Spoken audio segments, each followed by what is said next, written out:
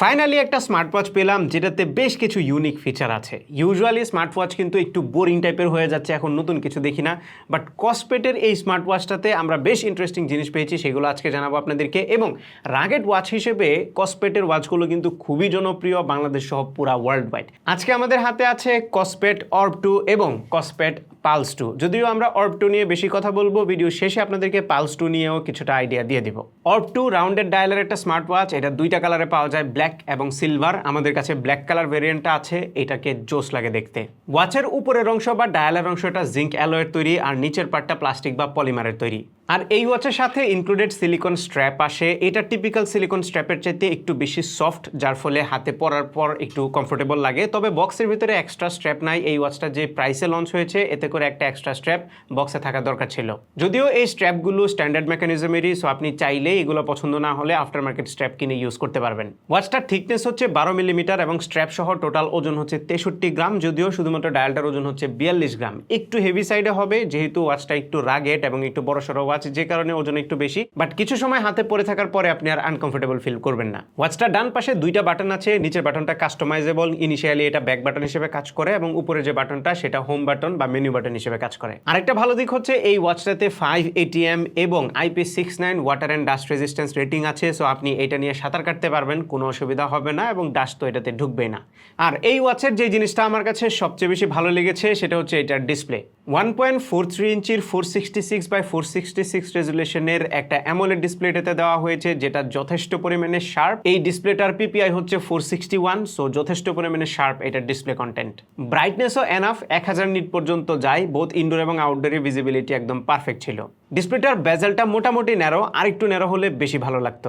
ভালো ব্যাপার হচ্ছে এই ডিসপ্লেটাতে কর্নিং গরিলা গ্লাসের প্রোটেকশন আছে। সো স্মার্ট ওয়াচ যেরকম বেশি বেশি স্ক্র্যাচ পড়ে, এটাতে কিন্তু একটু কম স্ক্র্যাচ পড়বে। সেই সাথে ডিসপ্লেটা বডির ফ্রেমের একটু ভেতরের দিকে ঢুকিয়ে রাখা হয়েছে, যার ফলে এমনিতেও স্ক্র্যাচ একটু কম পড়বে। অ্যামোলেড ডিসপ্লে হওয়ার ফলে একে তো আপনারা ব্যাটারি ব্যাকআপ বেশি পাবেন, সেই সাথে অলওয়েজ অন ডিসপ্লে ফিচারটা আছে এটাতে। ভালো ব্যাপার হচ্ছে এটাতে আপনারা র্যান্ডম AOD সেট করতে পারবেন। সো প্রতিবার একবার এক একটা AOD আসবে, যেটা বেশ ভালো একটা ফিচার। মজার ব্যাপার হচ্ছে এই ওয়াচটাতে একটা LED ফ্ল্যাশ লাইট আছে, যেটা সামনের দিকে, এবং এই লাইটটা অন্ধকারে বেশ ভালো একটা সাপোর্ট দেবে আপনাকে। স্পেশালি এখন যে পরিমাণে লোডশেডিং হয়, আপনি যদি এমন জায়গায় থাকেন আশেপাশে লাইট নাই, তখন আপনারা কিন্তু এই লাইটটা জ্বালিয়ে ইমার্জেন্সি কাজ করতে পারবেন। আর ব্র্যান্ড ক্লেম করছে এই লাইটটা একটানা 7 থেকে 8 ঘন্টা আপনি জ্বালিয়ে রাখতে পারবেন এটার ব্যাটারি দিয়ে, বাট আপনি রাফলি 6 আওয়ার্স ধরে রাখতে পারেন। আর ভিডিও শুরুতে যেরকমটা বলছিলাম, অনেকদিন পরে এই স্মার্ট ওয়াচটাতে কিছু ইন্টারেস্টিং এবং ইউনিক ফিচার পেয়েছি। তার মধ্যে একটা হচ্ছে ওয়াকি টকি।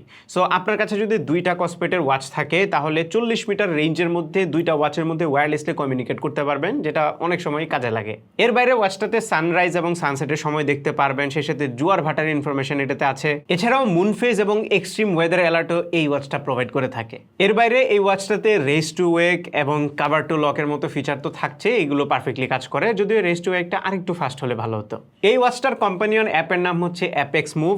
অ্যাপটা বেশ ফিচার রিচ এবং ইউজার ফ্রেন্ডলি। প্রচুর পরিমাণে ওয়াচ ফেসেস আছে এবং কাস্টমাইজেবল ওয়াচ ফেসও আছে, এবং কাস্টমাইজেশনটাও অনেক ডেপথে গিয়ে করা যায়। আপনি ডায়ালের স্টাইল, ব্যাকগ্রাউন্ড থেকে শুরু করে আরও অনেক কিছুই কাস্টমাইজ করতে পারবেন। এর বাইরে ওয়াচটাতে আপনারা 500-র মতো কন্ট্যাক্ট সেভ করে রাখতে পারবেন। এছাড়াও এই ওয়াচটাতে 160টার বেশি স্পোর্টস মোড আছে, হেলথ রিলেটেড অন্যান্য সব ধরনের ফিচারই আছে। এবং এটাতে যে সেন্সরটা ইউজ করা হয়েছে, এটা বেশ অ্যাকুরেট একটা সেন্সর।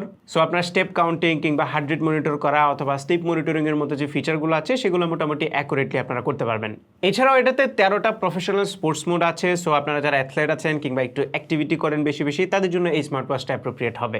আরেকটা ভালো ব্যাপার হচ্ছে এটাতে GPS আছে। সো আপনারা যদি আউটডোর অ্যাক্টিভিটিস করেন, তাহলে খুব ইজিলি GPS ট্র্যাকিং ইউজ করতে পারবেন। এছাড়াও ওয়াচের ইউআইটা বেশ স্মুথ ছিল, কোনো ধরনের ল্যাগ হিকআপ আমরা দেখি নাই, এবং ইউআই ডিজাইনটাও আমার কাছে ভালো লেগেছে। টিপিক্যাল ওয়াচের ডিজাইনের চাইতে একটু ডিফারেন্ট, কালারগুলো বা আইকনসটা এবং অ্যানিমেশনগুলো একটু স্মুথ। 60 হার্জের ডিসপ্লে মনে হচ্ছে এটা। পাশাপাশি ইউআই এর ফন্টের সাইজটা একটু ছোট হওয়ার কারণে অনেকটা স্মার্টফোনের ফিল দেয়। অনেক স্মার্ট ওয়াচ আছে বড় বড় করে অক্ষর দিয়ে দেয়, মনে করে যে দেখা যাবে না, কিন্তু সেটা দেখতে খুবই বিদঘুটে লাগে। কানেক্টিভিটিতে ব্লুটুথ 5.3 ইউজ করা হয়েছে, এবং এটাতে ব্লুটুথ কলিং ফিচার কিন্তু আছে বাই দ্য ওয়ে। এটা যে স্পিকার এবং মাইক্রোফোনের কোয়ালিটি বা কল কোয়ালিটি ওভারঅল ডিসেন্ট মনে হয়েছে আমাদের কাছে।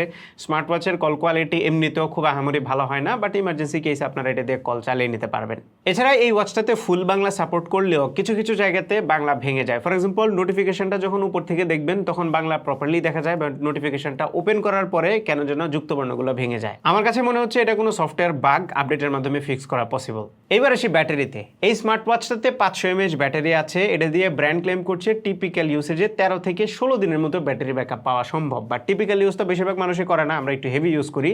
সো আপনি যদি জিপিএস ইউজ করেন কন্টিনিউয়াসলি, তাহলে ব্র্যান্ডের ক্লেম অনুযায়ী আপনারা 20 ঘন্টার বেশি ব্যাকআপ পাবেন, লাইক 21 থেকে 25 ঘন্টা, বাট আপনি রাফলি 20 ঘন্টার মতো ধরে রাখতে পারেন। এর বাইরে আপনারা যদি অলওয়েজ অন ডিসপ্লে এনাবল করে ইউজ করেন তাহলে 4 থেকে 6 দিনের মতো ব্যাটারি ব্যাকআপ পাবেন। আর এওডি অফ করে খুব হেভি ইউজ করলেও আপনারা 9 থেকে 10 বা 11 দিনের মতো ব্যাকআপ এক্সপেক্ট করতে পারেন। সো আপনারা যদি মিক্সড ইউজ করেন জেনারেলি আপনারা 7 ডেজ বা 6 ডেজের মতো ব্যাটারি ব্যাকআপ ধরে রাখতে পারেন। এছাড়া এই স্মার্ট ওয়াচটা ফুল চার্জ হতে অ্যারাউন্ড 2 ঘন্টার মতো সময় লাগে এবং সেটিং থেকে আপনারা এটার ব্যাটারি হেলথ দেখতে পারবেন, যেটা একটা ভালো জিনিস। যদি হেলথ ডিগ্রেড করে সেটা আপনি নোটিফাইড হয়ে যাবেন। শেষ করার আগে আপনাদের সাথে কসপেট পালস 2 এর একটু পরিচয় করায় দেই। এইটা একটু রাউন্ডেড রেক্ট্যাঙ্গেল শেপের ডায়াল। যদি আপনার রাউন্ড পছন্দ না হয় তাহলে এটা নিতে পারেন। এটা ডিসপ্লেটা যদি একটু বড় 1.96 ইঞ্চ, তবে এটার পিপিআইটা একটু কম 331 পিপিআই। এটাও আপনারা ব্ল্যাক এবং হোয়াইট কালারে পাবেন এবং এটার ব্যাটারিটাও 50 mAh কম, মানে 450 mAh। যদিও দুইটা ওয়াচেরই দাম সেম।